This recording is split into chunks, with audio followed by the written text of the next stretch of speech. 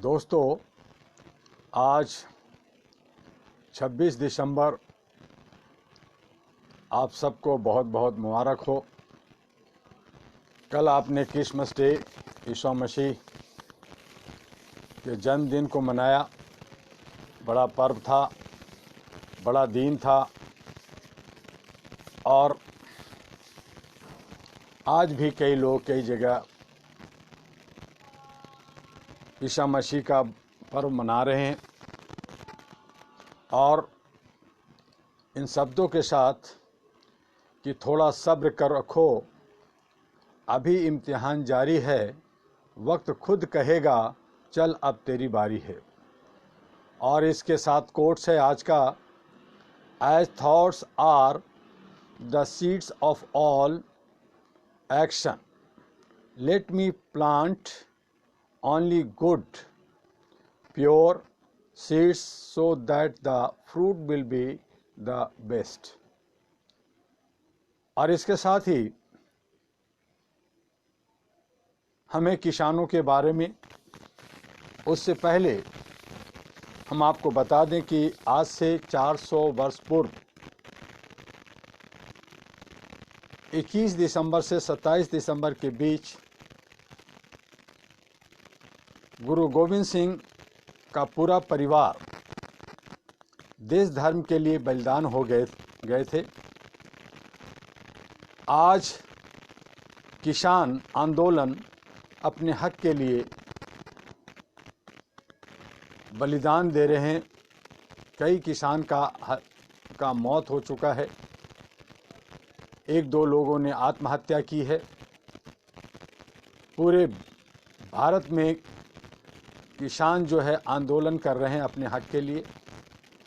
भारत से बाहर के जो किसान हैं, चाहे वो अमेरिका के हों, ब्रिटेन के हों, कनाडा के हों, ऑस्ट्रेलिया के हों या किसी भी देश का हो, वो लोग भी इन हरकतों को देख करके ताज्जुब कर रहे हैं। बहुत सारे संगठन के लोग, बहुत सारे नौजवान विदेशों से आकर किसान आंदोलन को साथ दे रहे।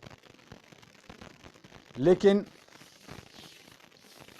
सरकार को, जनप्रतिनिधियों को जहां जय किसान जय जवान का नारा देना चाहिए, भारत के तमाम नागरिकों को जहां किसानों को साथ देना चाहिए क्योंकि वो अन्नदाता है, वो अब भी अन्न भक्ति में सराबोर हैं।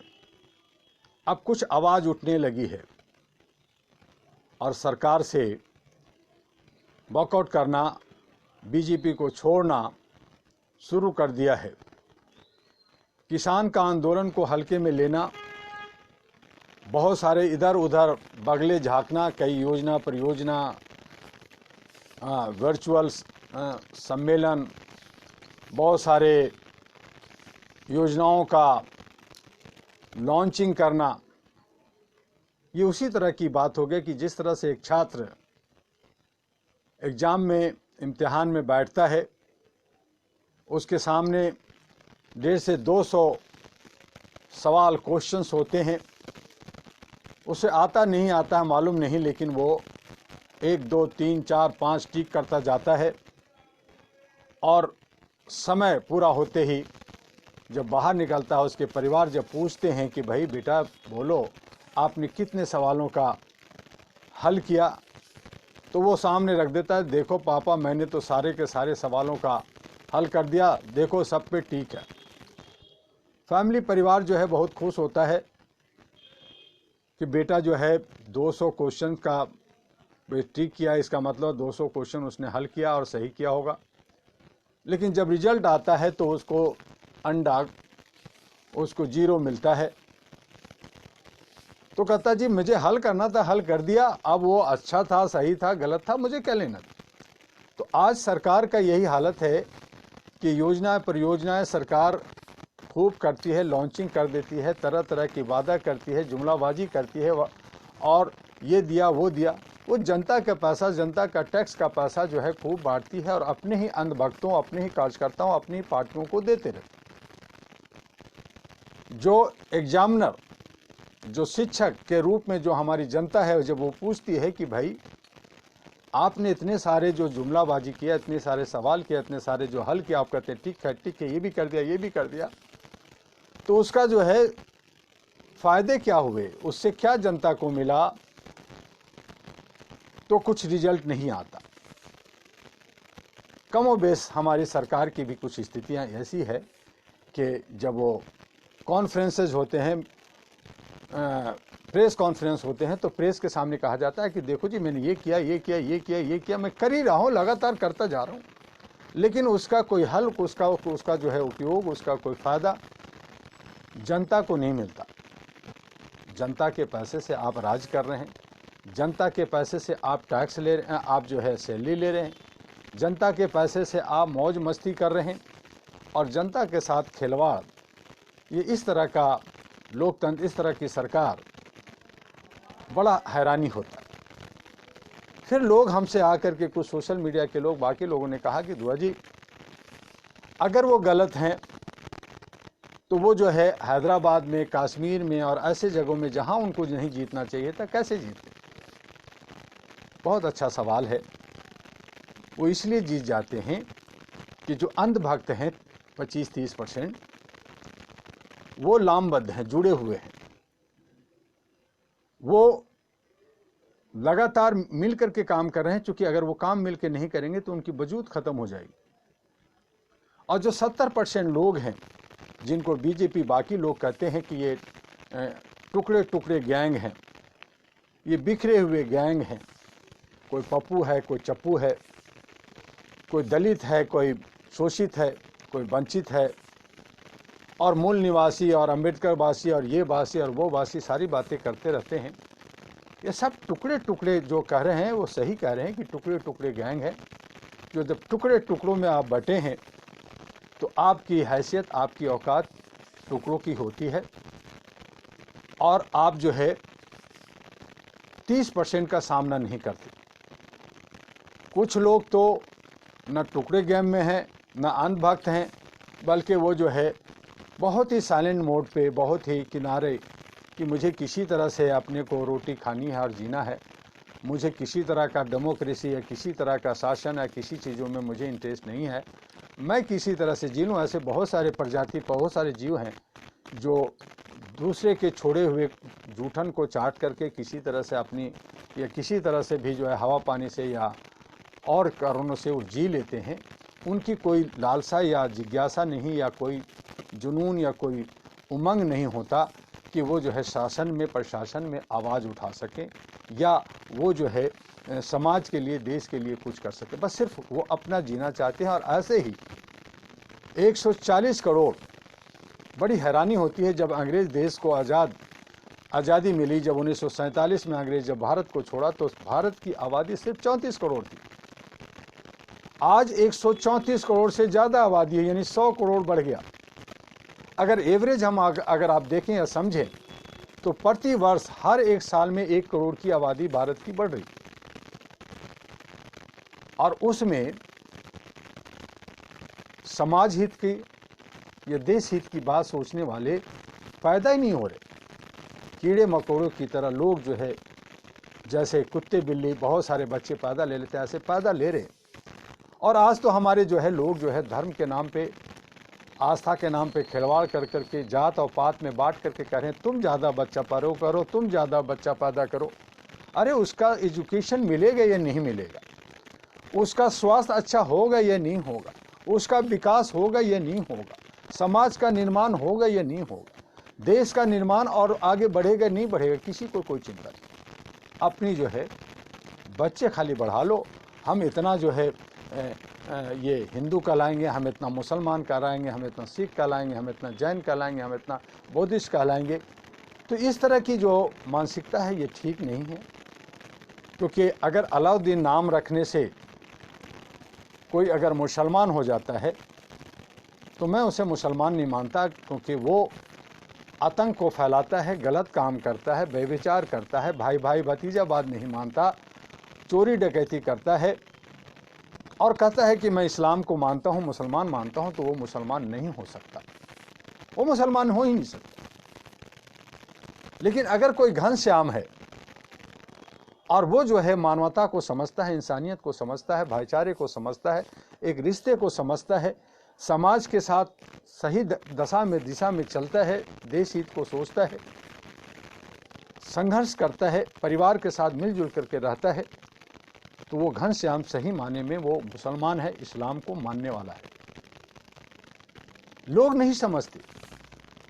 जो मदरसों में मौलवी लोग ने गलत तरीके से समझा दिया, पढ़ा दिया, उसको कुछ और नहीं पता, बाकी और नॉलेज उसको पता नहीं है, रट मार लिया कुरान का और हदीस का, रट्टा मार लिया, सुन लिया, और फिर वो जो है अपने गुब्बारे निकालते हैं, गलत काम करते हैं, बेविचार करते हैं, लड़कियों की धंधा करते हैं, तो गलत गलत काम करते हैं, लेकिन कहते हैं कि देखो ऐसा नहीं, ऐसा, ये मुसलमान ऐसा होना चाहिए, ये नहीं मानना चाहिए, वो नहीं मानना चाहिए, ये काफिर है, वो काफिर है, ये एजुकेशन नहीं पढ़ना चाहिए, ये पिक्चर नहीं देखना चाहिए, टेलीविजन नहीं देखना चाहिए। तो वो अंध भक्त लोग, अंधे लोग सही माने में इस्लाम को नहीं समझते और वो मुसलमान हो नहीं सकते। वो इस्लाम को नहीं मानते, वो मुसलमान नहीं है, वो कीड़े मकोड़े लोग हैं। और उसी तरह से दूसरे धर्म को, या चाहे हिंदू हो, चाहे क्रिश्चियन हो, सिखाई हो, अगर वो उनमें आस्था नहीं है, अगर उनको बुजुर्गों का सम्मान नहीं करते, अगर जो उनको जो भगवान मानते, जो जिसको गॉड मानते हैं, अगर उसको समझते नहीं हैं और उस तरीके से अपने समाज को सही तरीके से नहीं ले जाते और वहाँ गलत काम करते हैं, ठगी करते हैं, बेविचार करते हैं, झूठ बोलते हैं, तो वो धर्म को नहीं मानते और वो जो है कीड़े मकोड़े वो सारे लोग भी हैं।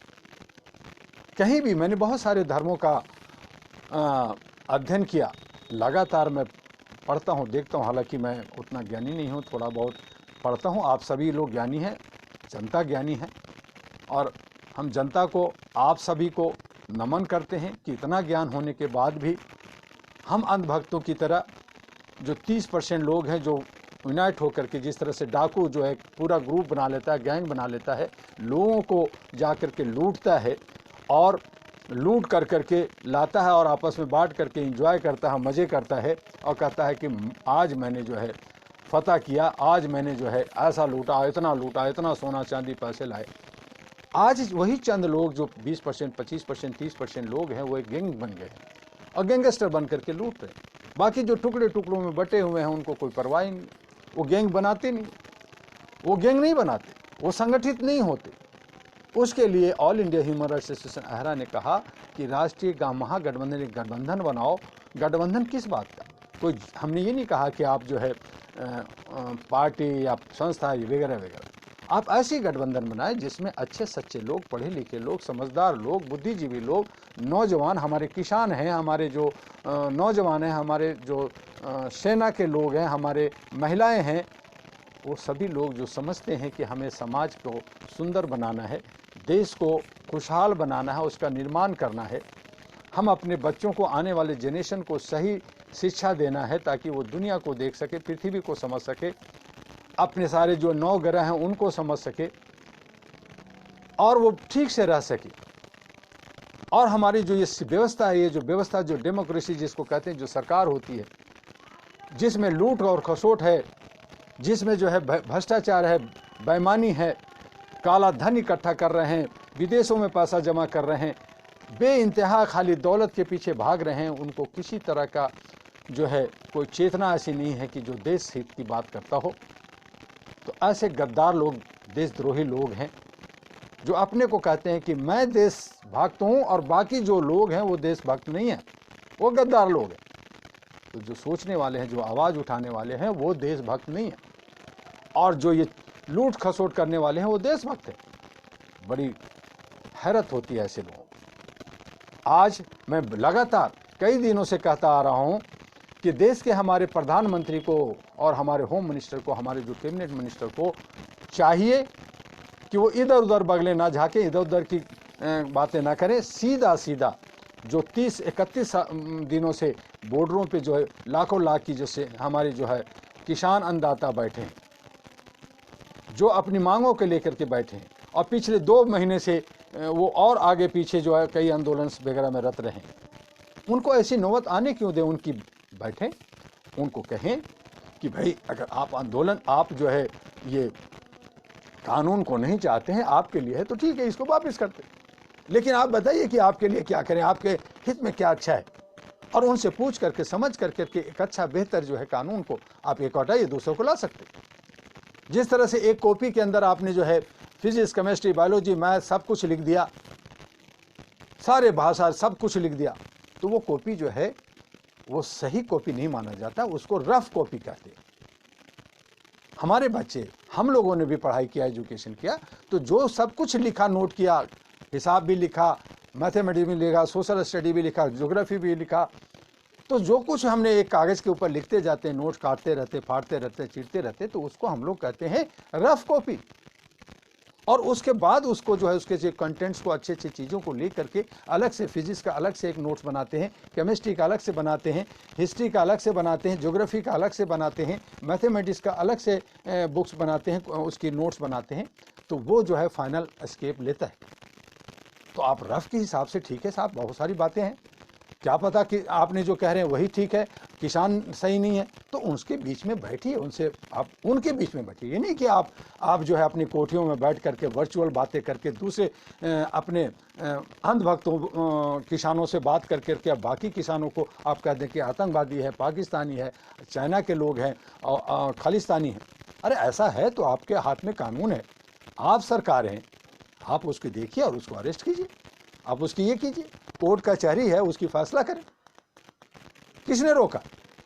लेकिन आपने जो है उनको शक्तियों को तोड़ने की वो आवाज़ ही नहीं उठाए, वो उनका कोई हक ही नहीं है, बोलने की अभिव्यक्ति नहीं है। आर्टिकल 21 का, 19(1) का, आपने 14 का, ये सब का धज्जियाँ उड़ाते चले जा रहे। आप यूनिवर्सल डिक्लेरेशन की सारे 1 to 30 आर्टिकल की धज्जियाँ उड़ा रहे, आप फंडामेंटल राइट्स की धज्जियाँ उड़ा रहे, आप जो संवैधानिक अधिकार जो कानून में, संविधान में, मैं कहता हूं कि सभी नेताओं को बैठा दो, जितने भी जो कैबिनेट मिनिस्टर हैं, प्राइम मिनिस्टर, बैठाओ और उनसे पूछो कि संविधान को आपने पढ़ा है क्या?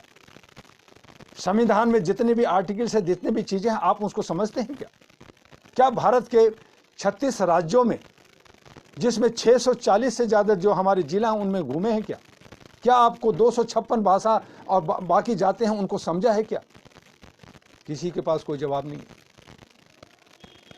तो इस तरह का हमारे जो जनप्रतिनिधि बनते हैं, ऐसे लीडर्स बनते हैं, ऐसे टुकड़े, तो जो टुकड़े जिसको कह रहे हैं, जो संगठित नहीं हैं, वो अगर संगठित हो जाएंगे तो आप टुकड़े हो जाओगे।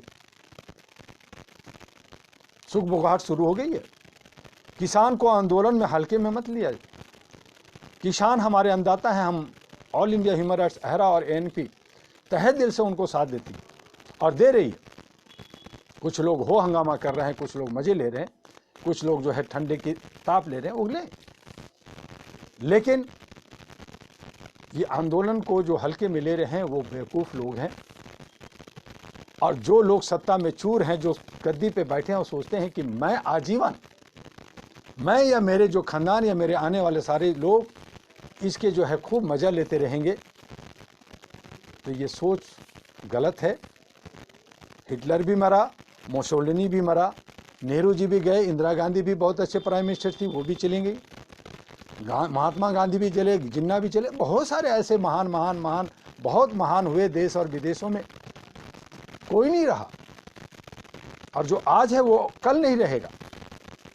लेकिन जो आप छाप दे रहे हैं, जो आप अपनी सोच हमारे ऊपर थोप रहे हैं, जो लोग, जो गद्दार लोग हैं, जो ईस्ट इंडिया कंपनी के स्टाइल में जो कॉरपोरेट हाउस को खड़ा कर रहे हैं, कल ये मैं ठीक है, अच्छी बात है कि आप हिंदुस्तान के, मैंने जैसा पहले कहा कि आप यहाँ पे स्विट्जरलैंड की तरह, स्विस बैंक की तरह एक अकाउंट बैंक खोल दें इंडिया के अंदर, ताकि जितने भी लोग हैं विदेशों का भी और यहाँ भी चोर उचक्के हैं, सब पैसा वहाँ जमा करें और उस पैसे का जो इस्तेमाल है भारत के निर्माण में, भारत के विकास में खर्च हो, ताकि हमें लोन जो है इंटरेस्ट, ज़्यादा इंटरेस्ट बाहर विदेशों को ना देना पड़े, हमें लोन बाहर से ना लेना पड़े। उसी तरह से अगर कॉरपोरेट हाउस अगर अच्छा काम करती है, वो अनाज की जमा कर करके और देश के लिए, समाज के लिए सब काम करती है और चीप एंड बेस्ट पे काम करती है, सबका कल्याण करती है, तो ऐसी अगर आप सोच रखते हैं और ऐसा होता है। लेकिन अगर वो चंद जो कॉरपोरेट हाउस हैं, उनके विदेशों में जो विदेशी लोग हैं, जो लोग आप पे आक्रमण करना चाहते हैं, आपको कब्जे में लेना चाहते हैं, आपको गुलाम करना चाहते हैं, उनकी सारा शेयर खरीद ले या ये बिक जाए। जैसे मेहुल विदेश देश छोड़ के भागा, जैसे माल्या देश के छोड़ करके भागा, ऐसे बहुत सारे कॉर्पोरेट वाले भागे। ये 2-4 लोग जो हैं जिनको आप उनके लिए काम कर रहे हैं, अगर ये भाग गए या ये बिक गए तो देश का क्या होगा? देश फिर से ईस्ट इंडिया कंपनी की तरह, जिस तरह से उन्होंने व्यापार करने के लिए धीरे धीरे 1 को लिया, 2 को लिया, गुलाम बनाया, उसको जो है विश्वास में लिया, उसको जो है एजेंट बनाया, अंधभक्त बनाया, कुछ बांटा, कुछ डाटा, और इस तरह से जो है ईस्ट इंडिया कंपनी जो है पूरे भारत में 196 वर्षों तक शासन किया। उसी स्टाइल में अगर भारत फिर से अगर चला गया तो क्या होगा? भारत के लोग कहते हैं, हमारे बहुत सारे साथी जो जर्नलिस्ट लोग हैं, वो हमारे जो सोशल मीडिया सभी कहते हैं ये तो ऐसा अब नहीं हो सकता, ये भारत में अब जो हो गया सो हो गया, लेकिन अब 140-150 करोड़ की आबादी है, अब जो है कोई भी इसको गुलाम नहीं बना सकता। किस आधार पे आप कहते हैं? जब आप चंद मिनटों में आप कोई भी कानून को अपनी मर्जी से लागू कर देते, थोप देते हैं और लोग शोर मचाते हैं, आवाज़ उठाते हैं और आप सुनते नहीं हैं। जब आप ताली और थाली और मोमबत्ती जला देते हैं, जब आप नोटबंदी कर देते हैं, जब आप कोरोना के नाम पे, चाहे वो कोरोना कितना बड़ा विकराल है या नहीं है उसकी अभी जांच भी नहीं, अभी पता भी नहीं, और आप जो है लॉकडाउन कर देते हैं, पूरे भारत को बंद कर देते हैं, जो जहां है वहां पे स्टक कर देते हैं, तो गुलाम क्यों नहीं बना सकते? और अगर गुलाम हो गया और अगर आपने ऐसे ऐसी कानूनें ला दी जिससे हमारी जो विभिन्नता में एकता है, जो हम प्यार में, मोहब्बत में, सुकून में जो हम सब लोग मिल के रहते हैं, आपने उसको टुकड़े टुकड़े कर दिया अपनी ईगो हा करने के, कि हमने देखो हा क्या कर दिया, बाबाई ले लिया। तो ऐसी बाबाई, ऐसी शाबाशी किस बात का? देश गुलाम हो जाएगा, देश में हाहाकारी मच जाएगी, देश में भुखमरी होगी, देश में लूटपाट होगी, देश में एक दूसरे को नोचने लगेंगे। तो आप यही चाहते हैं? तो इस तरह की जो बद्दुआ लेकर के जो जनप्रतिनिधि हमारे देश के अंदर शासन कर रहे हैं वो ठीक नहीं है। और जो लोग सत्ता में हैं और सत्ता के अंदर ही सुख बौगाट शुरू हो गई, कई लोग बीजेपी को छोड़ने लगे हैं, सरकार को छोड़ने लगे हैं, कई जगह जो है लोग जो है लोलुपता के लिए, लालच में, डर के मारे वो जो है कुछ लोग बीजेपी में आए कि सत्ता चाहिए, कुर्सी चाहिए। कई राज्यों में ऐसे देखने को मिल रहे हैं। लेकिन ये जो लोग जो जुड़े हुए हैं, ये जो सहयोजी घटक हैं, ये सब अगर बाहर हो गए और बीजेपी से भी कुछ लोग गए तो सरकार गिरने में चंद मिनट भी नहीं लगेंगे। और सरकार गिर गई तो फिर क्या होगा? तो इसलिए जो विपक्ष में लोग हैं, जो अच्छे सच्चे लोग हैं, चाहे वो टुकड़ों टुकड़े गैंग हैं, चाहे छोटे छोटे लोग हैं, उनको सबको संगठित होना चाहिए। उनमें से अच्छे सच्चे लोगों को जोड़ करके उनके साथ देना चाहिए। ऐसा ना हो कि जैसे वो मंसूबा बनाते हैं, जैसा कि अभी मैंने बिहार की इलेक्शन में काफ़ी बढ़ चढ़ करके हिस्सा लिया और मैंने सारे स्टडी किया, सारा मैंने साथ देता रहा। मैंने देखा कि एक तरफ जो है अंधभक्त लोग हैं, वो लोग जो जिनका 20% 25% वोट है, वो लोग संगठित होकर के एक व्यक्ति के पीछे वो लोग लगे रहे। और दूसरी तरफ एक ही कंस्टिट्यूंसी में 20-22 लोग खड़े हो गए और एक दूसरे को टांगे खींचने के लिए तुम नहीं, हम नहीं, हम नहीं, तुम नहीं, कि ये लड़ाइयाँ लड़ने लगे। और वो टुकड़े टुकड़ों में जो है थोड़े थोड़े वोटों में बढ़ गए। जब एवरेज अगर सबको नाप करके देखें, सब देखें, तो देखेंगे कि वो जो सारे जो दूसरी तरफ है उनकी संख्या ज़्यादा है, उनकी मतें ज़्यादा हैं, लेकिन कम मत वाले जीत गए। तो ये लोगों ने काफ़ी चालाकी से, कम मत वाले लोग आप पे शासन कर रहे हैं, चाहे वो धर्म के नाम पे कर रहे हैं, चाहे समाज के ऊपर कर रहे हैं, चाहे वो राज्य के ऊपर कर रहे हैं, चाहे प्रशासन के ऊपर कर रहे हैं। ये डेमोक्रेसी, ये जो शासन प्रशासन है, बहुत लोग कहते हैं ये गंदी चीज़ें, नहीं जानते। तो भाई चूंकि आपको रहना है समाज में, देश में, इसी से सारा कुछ व्यवस्था बनती है। आपकी बहू बेटी बच्चे सबका एजुकेशन, हेल्थ, सब कुछ इसी से जुड़ा हुआ है। और आप कहते हैं गंदी चीज़। अरे इसे साफ करो मेरे भाई। अगर नाली आपका गंदा हो गया है, अगर घर में आपका गंदगी फैल गया है, कीड़े मकोड़े होंगे, तो झाड़ू मारो, साफ करो उसको।